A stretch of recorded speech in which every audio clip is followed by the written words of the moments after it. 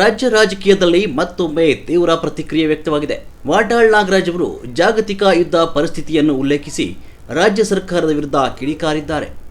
America, Israel ಮತ್ತು Iran ನಡುವಿನ ಯುದ್ಧ ಕಳೆದ 1 ತಿಂಗಳಿಂದ ಮುಂದುವರೆದಿದ್ದು, ಇದರ ಪರಿಣಾಮ ವಿಶ್ವದ ಮಟ್ಟದಲ್ಲಿ ಆತಂಕ ಹೆಚ್ಚಾಗಿದೆ ಅಂತ ಅವರು ಹೇಳಿದರು. ಅಲ್ಲಿ ಬಾಂಬ್ಗಳ ಸುರಿಮಳೆ, ಇಲ್ಲಿ ಜನರ ಕಣ್ಣೀರು ಸುರಿಮಳೆ. ಈ ಯುದ್ಧದ ಪರಿಣಾಮವಾಗಿ ಬೆಲೆ ಏರಿಕೆ ಉಂಟಾಗಿ ಕರ್ನಾಟಕದ ಆಟೋ ಮತ್ತು ರಿಕ್ಷಾ ಚಾಲಕರು ಸಂಕಷ್ಟಕ್ಕೆ ಸಿಲುಕಿದ್ದಾರೆ. ಪ್ರತಿನಿತ್ಯದ ಖರ್ಚು, ಬಾಡಿಗೆ, ಹಾಲು ಸೇರಿದಂತೆ ಅಗತ್ಯ ವಸ್ತುಗಳ ಬೆಲೆ ಏರಿಕೆಯಿಂದ ಬದುಕು ನಡೆಸುವುದು ಕಷ್ಟವಾಗ್ತಿದೆ ಅಂತ ಅವರು ಹೇಳಿದರು. ರಾಜ್ಯ ಸರ್ಕಾರ ತಕ್ಷಣ ಆಟೋ ಮತ್ತು ರಿಕ್ಷಾ ಚಾಲಕರಿಗೆ 10,000 ರೂಪಾಯಿ ನೆರವು ನೀಡಬೇಕು.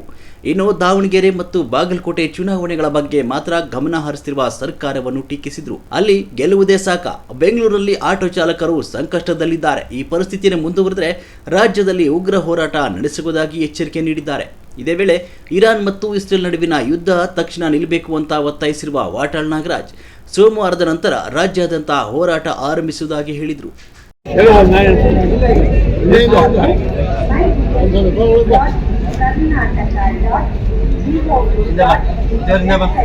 ಅಪರೂಪಕ್ಕೆ ಬಂದ್ಬಿಟ್ಟು ಏನು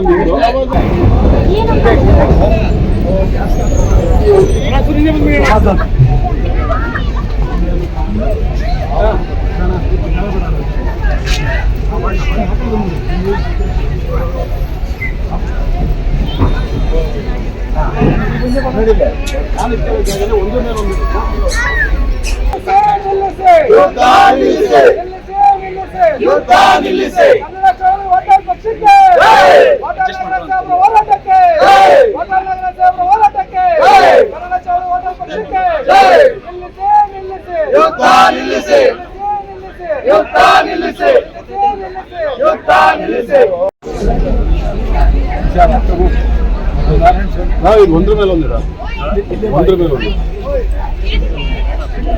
ಕಾಣಲ್ಲ ಕಣ, ಅವ್ರಿಗೂ ಕಾಣಲ್ಲ, ಇದು ಎಲ್ಲ ಕಾಣಲ್ಲ.